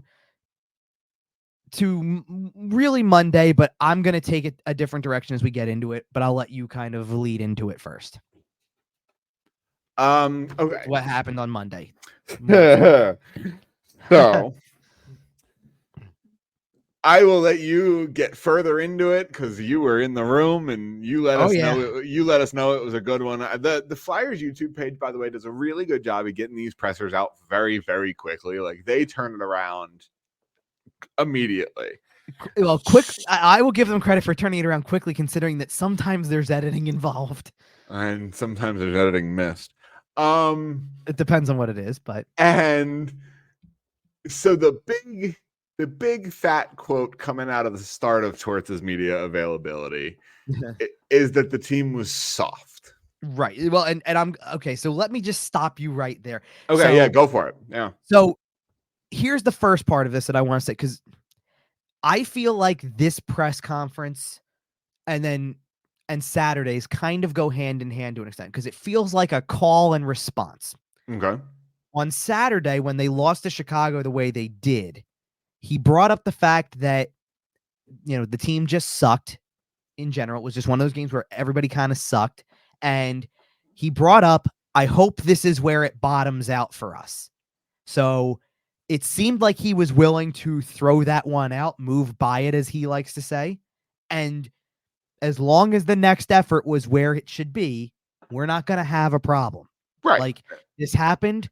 It is what it is. This time of year, you're going to get games like this. Every team throws up duds. Right. We just got to forget it. It was a dud, and we just didn't have it, and we couldn't execute. And, hopefully this is us scraping the bottom of it here. So I think that this was a response to, it clearly wasn't the bottom of it if he didn't like that second period, which obviously he didn't. Fair enough. The press conference in total lasted, the video clip on the Flyers YouTube page is 1:57, I believe. And you can argue with whether or not, 156, 157, or, whatever it may be. I just called it was just under 2 minutes. Yep. It doesn't sound like a lot when I say that. The start of the first answer made me first think we were getting 30 seconds to begin with. And then, to be honest, for 2 minutes, or just a shade under 2 minutes, there's a ton to unpack in under 2 minutes. I have some of it pulled up here. Oh, I normally don't do this a lot, because I'm in agreement with what a lot of people say about stuff like this. Sometimes post-game quotes are not always the most fruitful thing. You're just not going to, sometimes you're just not going to get a lot out of it. It's a lot of just game to game. A lot of pucks in deep, played a full 60. Well, and I'm going to tell you right now, especially with John Tortorella, because there are nights where you're going to sit there and think he's going to be happy with with the result, but he wasn't happy with the process, so he's not giving us much. Before I even read any of the quotes, what I'm going to sit there and tell you right off the bat is that he's had moments where he's frustrated, angry, does this type of stuff in front of the media, and it feels like it's not necessarily more or less directed at the team. It's more directed at the media from a standpoint of, whatever you're going to ask me, you're not right about this. Like, your interpretation of the game it's either your interpretation of the game is wrong and I didn't see it the way you did, so don't ask it to me like that, or it comes down to one, like the game against Florida. He gets asked about Felix Sandstrom. He doesn't even give an answer. He just shrugs his shoulders, right? And the way that I take something like that is that's his way of saying, without saying a word, not even anything about Felix Sandstrom. It's his way of saying, you watched the game, didn't you? Right. You know what happened. Right. I'm not dismissing the question that was asked. And Torts later said he apologized to Sandstrom, and he apologized, right. and he said that Jordan Hall was the one who asked the question. He said you were totally valid to ask it. Right. It is totally valid to ask it. The point was that Tortorella can kind of give you this. You watched it. Why are you asking me? You saw it with your own two eyes. By the way, speaking of the Florida Panthers, you mentioned them real quick. Did you see the Paul Maurice quote from the other day? Where he told the beat writers, yeah, whatever you think I would say, just write that. I won't. Yeah, I did, because it was right after they clinched the playoff spot, and he was not thrilled at all because they didn't play well in that game. Yeah, classic coach response. Right. So good. So that's usually the two methods that you get. It's either I'm doing this for the media because your interpretation of the game in what you're asking is not the way I see it at all, and I'm going to make sure you know that. Right. Or it's, you saw it, so why do you have to ask? Kind of. This is probably the first time I can really remember him legit. I remember him having short press conferences last season that were especially at the beginning of the year. He had remember the first one that he kind of had that was like this, where it was guys, glass half full. Played a good game just because we lost. He's he's trying to control the narrative in that spot. He's trying to tell you, you're trying to come in here well, all these things went wrong. And his answer is, no, there were things that went right. We just didn't win the game. Sure. So don't make it out to be worse than it is. We just didn't win the game.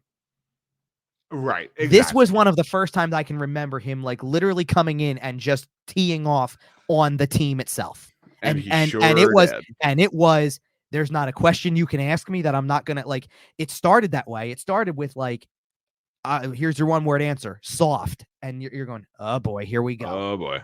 And as he continued to elaborate, you got more and more and more material that just made this, everything. Like, I start the whole thing. Also, his first answer, like you said, it was soft, and then he talked about how one guy played the goalie. That was the first answer. I will give him a little bit of credit. He's been criticized recently for how he's talked about his goalies, and he made it a point to come out and talk about how well Fedotov came in. He said he put him in a bad spot. He mentioned that he looked good. So I do want to give John Tortorella a little bit of credit here. He has received some criticism recently for his goaltending, and he has learned some, some lessons. I think that's just the thing, though, too, is there's an element where as we're watching things, like they're going to put him into this game. They're putting him in cold in the second period of this game. That's how he's making his debut. I think Tortorella, like, in saying what he did, like, in bringing that up, is like, yeah, I know. Crazy, right? Right. Like as it almost as if to say, go ahead and look at your calendar. I know what day it is on the calendar. No, it's not a joke. I really did that. And I think it was a little like, I can't, like, yeah, I put him in a tough spot too. So even I know that was a tough one. So kudos to that guy for playing well, because truthfully, you're not talking about a point if he doesn't play well. No, I agree. Absolutely. So right then and there, I'm going to skip past the put him in a tough spot thing. We already covered that. Yep. This is where some of it starts. What I really should do, actually, I shouldn't read me putting stuff out there on social like I did, and should just go in and grab the transcription from the team, because that'll have the questions, so I can go back and forth on it for a second. It'll take me one quick second. It's very easy to find. So because this is the best way to do it. So again, so we already said the first one, soft. One guy played the goalie. How encouraging is it that he came in cold and was able to do what he did or whatever? Terrific. He's the only guy that played. The next question, is it surprising, considering you said you trust the team, that you don't have to tell them or remind them like of how important the games are or whatever, or like what the situation is and all that stuff? And his answer, you're finding things out here, okay? When these games are at a whole different plane. It's still regular season, right? But it's a whole different plane. So we're finding things out. Okay. Yep. That there's not a whole lot to break from that one just yet. So let's go to the next answer where it really opens up. I was gonna say, you can tell it's simmering though. So the question, you talked after the last game about that it was that was what you felt wasn't a great performance. Are you concerned at all that tonight it kind of lingered again, that just like you said, it was a soft game? And he goes, not the whole game and not the whole group. Here's the money one right here. There are certain people that they don't have a clue how to play, or just don't have it in them to play in these types of situations. This is why I'm glad we're playing them, because we have to figure things out as far as what we're going to become as a team here. That was embarrassing in the second period for the Philadelphia Flyer uniform, the way we played. Embarrassing. High marks as far as how we came back in the third. And there was a pause, and then he goes, some guys, which now opens the door to interpretation. Of course. So which guys? Yeah, right. Now, okay, deductive reasoning. Let's make it easy. The goalie showed up, and Sean Couturier didn't play. Sean Couturier didn't play for the last two periods. So guess what? It's not probably him. Not those. Although guys. I'm going to tell you right now, people are going to look at that and say, we're trying to find, like, there's guys who don't have a clue how to play in these types of situations. There's guys on the team that have playoff experience. Sure. Multiple. So Brian Hathaway has a Stanley Cup. So on one hand, you're sitting there saying, well, surely it can't be, like, he's not talking about guys who have played in the playoffs. He's got to be talking about the young guys, right? I don't think that's the case. I agree. And I'm going to tell you why. I told you a few minutes ago, every goal the Islanders scored was off of a turnover. The first turnover Scott Lawton tries to clear a puck over the middle of the ice. Next thing you know, it's in the back of the net. Unforgivable. That's stupid. He got an earful on the bench from Tortorella after the fact. Yeah. Now, before Couturier leaves the game, and granted, yes, is he going into the boards awkwardly, and does he get hurt off of it? Hard to give him too much of a hard time. But I believe he does try to play the puck back. Yeah. Before it happens, and it leads to a rush the other way, and he's now out of the play, regardless of injury or otherwise. Right. And that's so far that's an alternate and your captain. The third goal is a soft clear by Travis Konechny that next thing you know ends up in the back of your net. And oh, by the way, following that, Travis Konechny took one more shift in the second period and then didn't play for the first 7.5 minutes of the third period. Right. You've named your entire leadership group here. Right. Joel Farabee had the lowest ice time of a forward that's name was not Cam Atkinson and Nick Delorier, I believe. Okay. So, do the math on that one too. Like, you're starting to pick up on it. Like, you know who he's not talking about in that spot? He's not talking about Owen Tippett, who hustled to prevent an empty net goal that allows you to tie the game and get a point. He's not talking about, say, Tyson Forrester, who has some energy in him. I don't think he's talking about Garnet Hathaway, who's still being physical and trying to get after it a little bit. I'll be honest with you. They had their differences this season, but I don't even really think he's talking about Morgan Frost, even though he was responsible for one of those turnovers on Monday night. I'm on the fence about that, and I'll tell you why. He has the big moment that ties the game. Yes, he's involved in the turnover that leads to the game winner. He wasn't great for the first two periods, so I think there's some involvement there. Valid. Like I'm going to tell you right now, if he's not playing Nick Delorier a ton, he's not talking about Delorier either.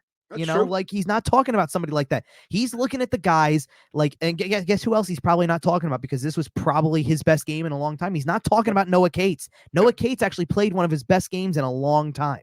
Right. So I do want to go back to this Tortorella quote specifically. Are we at the next one, by the way? Well, no, specifically this middle bit. I want to talk about the one you just talked about. Okay. Certain people who don't have a clue how to play or just don't have it in them to play in these situations. That's why I'm glad we're playing in them, because we have to figure things out as far as what we're going to become as a team. Now, there have been some rumors since our last show. I know Elliot Friedman talked about it. Some other folks talked about it. About John Tortorella potentially expressing a desire to finish his coaching career and transition towards a managerial career and kind of move into management in the front office and maybe step away from the bench. And we've talked for a while here on the show, basically since Chuck Fletcher left and all of the change that came with that. Well, that we had this whole new power structure, right? And the remaining members are Dan Hilferty, Danny Briere, Keith Jones, and John Tortorella. And I just have to wonder, right? When he says it like that, we have to figure out who doesn't. When I just see people who don't have a clue how to play or just don't have it in them. Okay.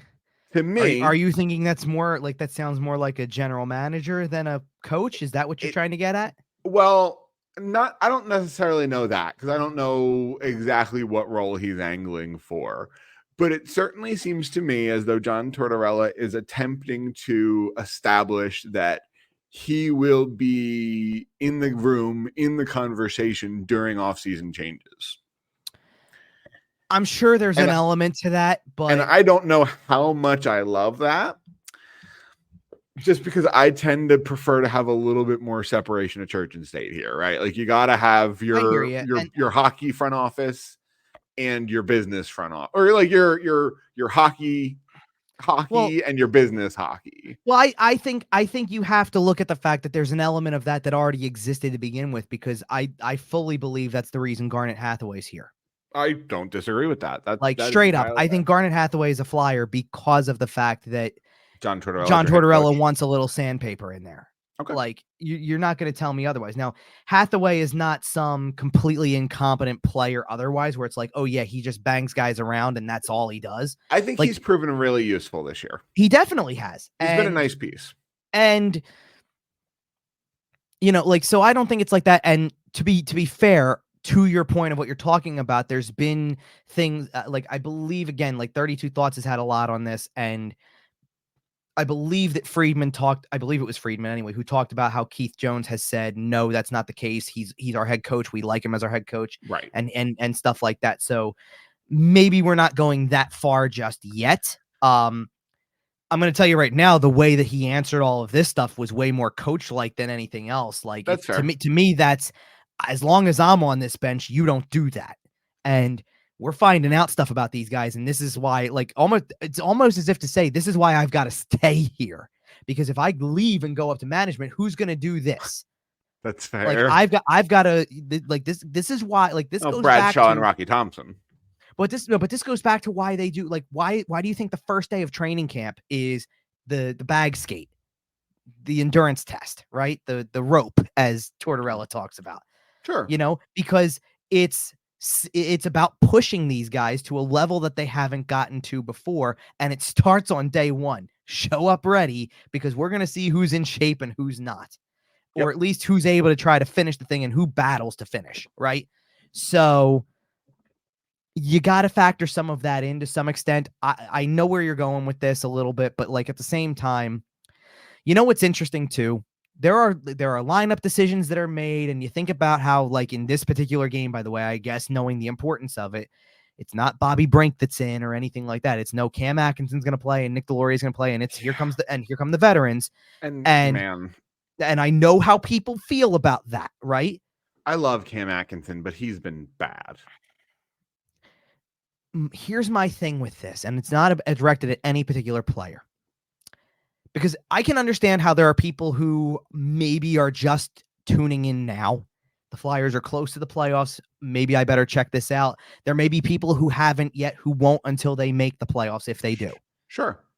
So in that case, if that's the kind of fan you are of the team, you're not going to know as much about John Tortorella. But there are also people who I know watch more hockey and watch it all year round and watch it like we do. Yeah. That will say things about, well, like, Tortorella's doing this or doing that, like the idea of putting the goalie in cold or whatever. And I can't help but sit there and think, like, the guy's been in the league as a head coach for 22 years. None of this is new. Right. This is how he is. He doesn't like the way something's going. He's going to go to this. He's going to try to mix it up, and he's going to talk like he does too.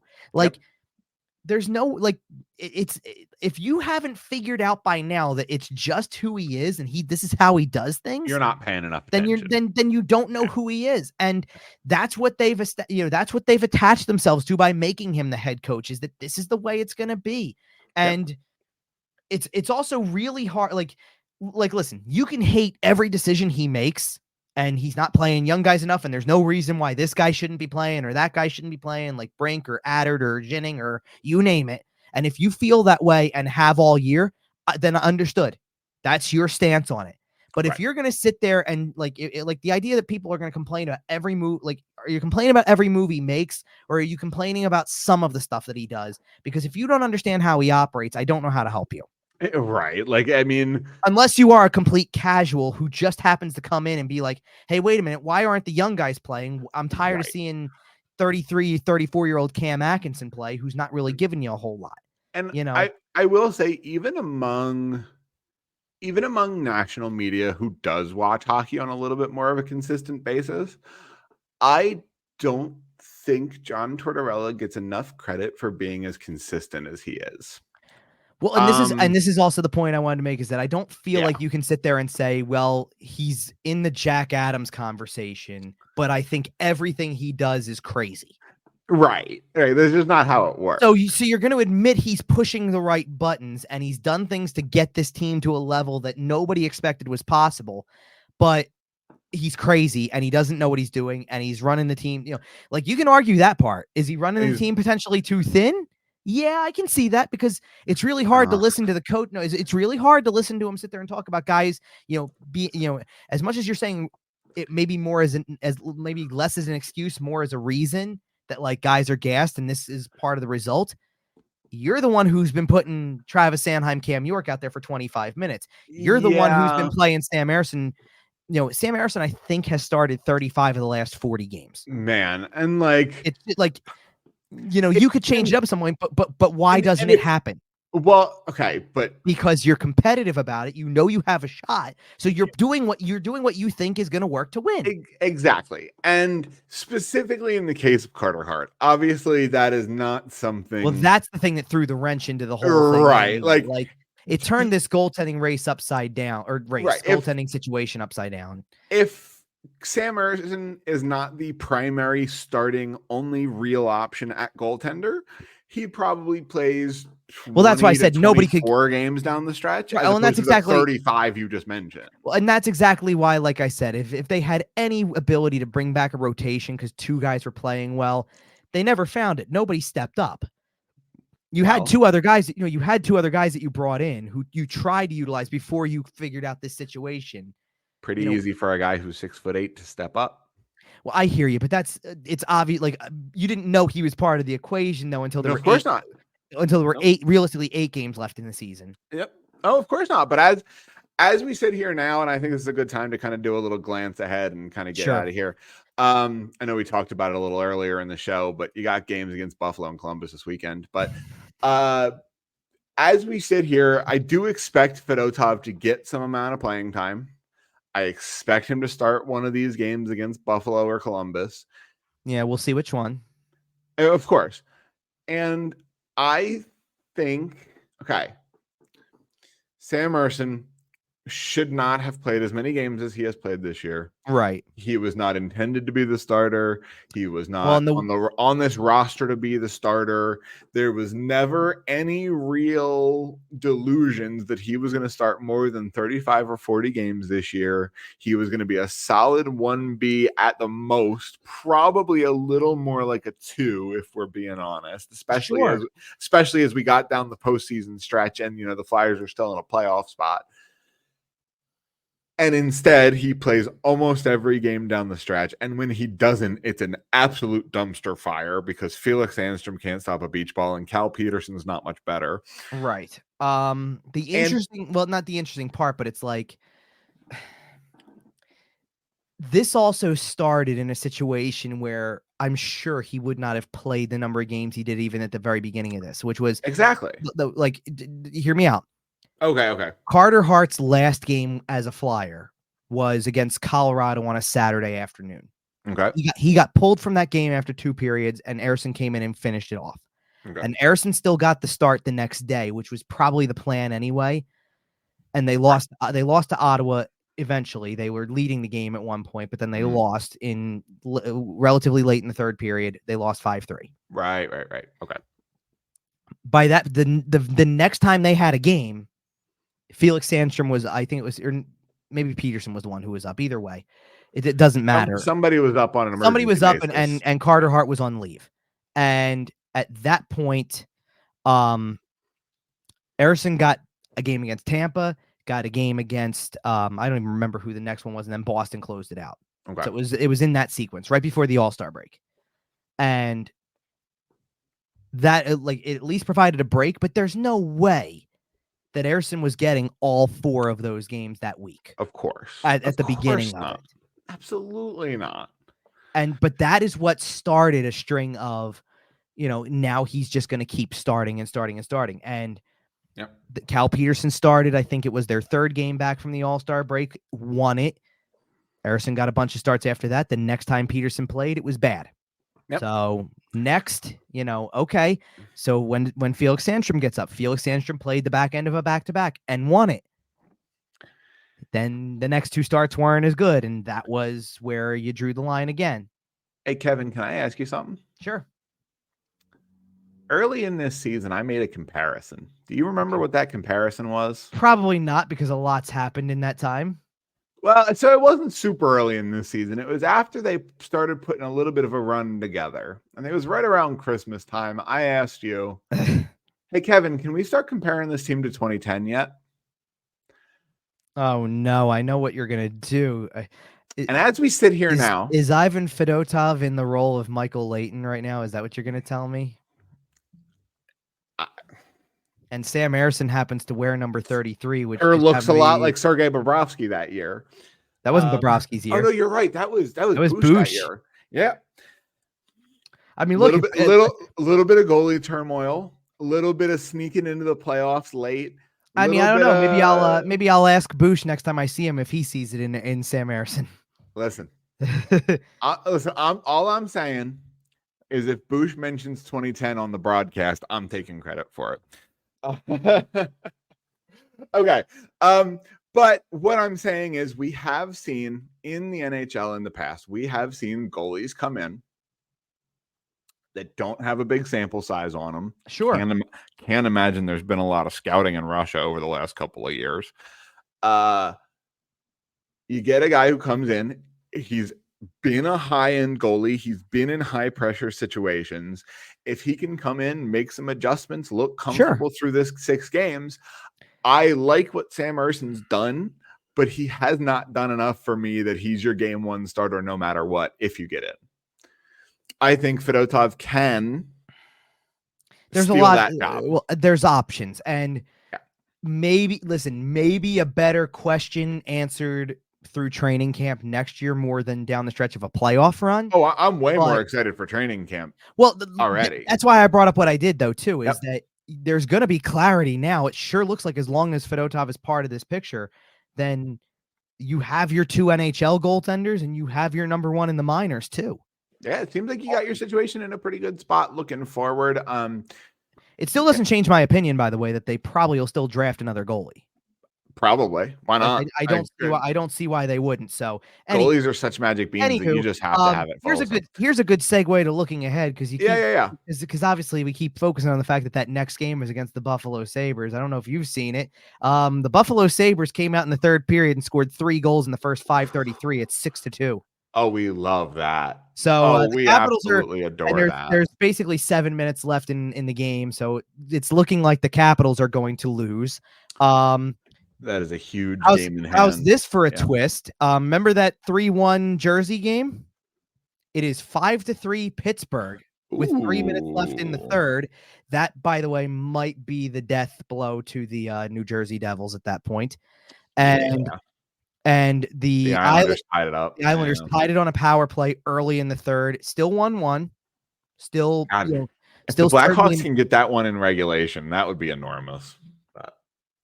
Yeah, but the thing that's crazier to me right now is the Buffalo-Washington game, and I'll tell you why. Because Washington really has it in front of them right now. And again, you're sitting here coming away from this asking yourself, does anybody want these playoff spots? Well, as we sit here, we do not know the answer to that. The Flyers. That is, by the way, assuming that nothing changes here in the final 6 minutes of that game, that is going to pull the Buffalo Sabres to within 5 points of that playoff spot. Oh boy. I mean, maybe they're all also they're not. All of a sudden that game on Friday night is big for them too. Potentially. I mean, think about it. Imagine if they win. And does Buffalo have another game before then? I'm not sure. I'm scrolling through it really quick. I'd imagine probably not. I think Buffalo's also got a back-to-back Friday, Saturday. So I don't see anything there. And correct. I do not see their logo up on Saturday though either. So I think it's just a Friday. Curious to see the goalie for that one, to be honest. I mean, so tonight it's been Ukko-Pekka Luukkonen, who has been playing for Buffalo. Yep. They do still have Devin Levi on the bench as the backup, so could be either. They have their own interesting goaltending situation. And what happens when you have 2 young guys? Yeah, it's kind of it's all of a sudden becoming reminiscent of the Flyers, right? Right. Or vice versa. The Flyers. They got any secret Russians hanging out that we don't know about? No, but I got to tell you. So one more quick point on that. Yeah. The secret thing. Then we'll get out of here. How many things, think about it. How many things have the Flyers kept under wraps this year until it happens? Somebody needs to get Danny Briere the Mary Poppins purse for Christmas because he just keeps pulling things out from out of nowhere.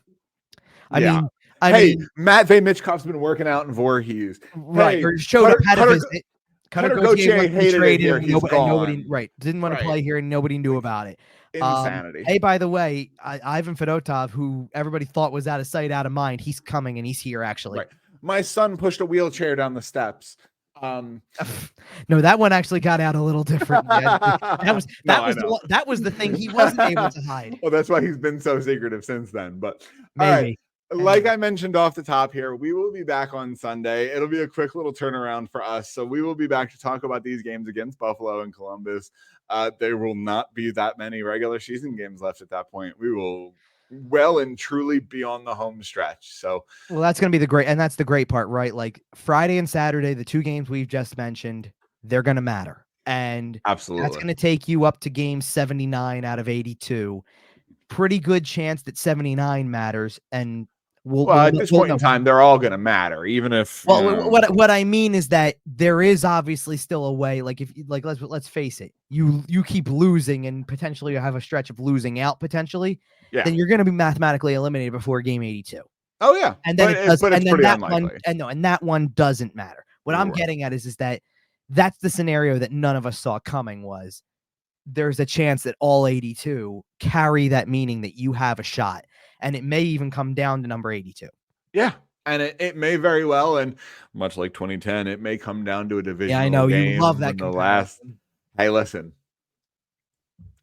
Worked out well that year. So, all right. We will be back on Sunday. We'll be a little bit closer towards that. In the meantime, like I said earlier, follow us on the social medias. We're at YWT Podcast. Kevin is at Kevin_Durso. Find us everywhere you find your podcasts, including sportstalkphilly.com. All right, signing off from Pittsburgh, signing off from Penguins country. It's weird. Where it looks like they're going to get another win. So I'll have some Flyers gear up here in the background within the next couple of shows here. I'm going to do my own little decorating here. We're going to be in this space for a while, so I'll have a chance to do some decorating. I'll tell you what, I have a theory for when we're going to see it. Okay. We got 2 more shows before the regular season's over. You're right. I should unveil the. You think you're gonna have something up? Because I've been in your shoes. I think I can make that work. I did a couple of shows with nothing behind me either for a little while, so I get. I might get some things kind of in.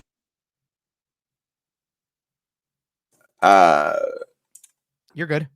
Yeah, we'll get this going here soon, but I will definitely. Yeah. I'll definitely. Us up in decent running condition. All I was thinking about was the fact that it's like, we have the show one this Sunday, one the following Sunday, and it's like then the regular season finale. The show after that could very well be the playoff show. We might have to do an emergency show in the middle there because the playoffs might start. So yeah, that's fair. I didn't think about that. We'll talk about that off the air. We got a little time. We got a couple of weeks. So, and like I said, until then, we will be back on Sunday with a brand new episode. Like, share, subscribe, follow, tell your friends, all of that nonsense. Do the YouTube stuff, do the algorithm stuff, help us out here. So until then, Sunday. See you.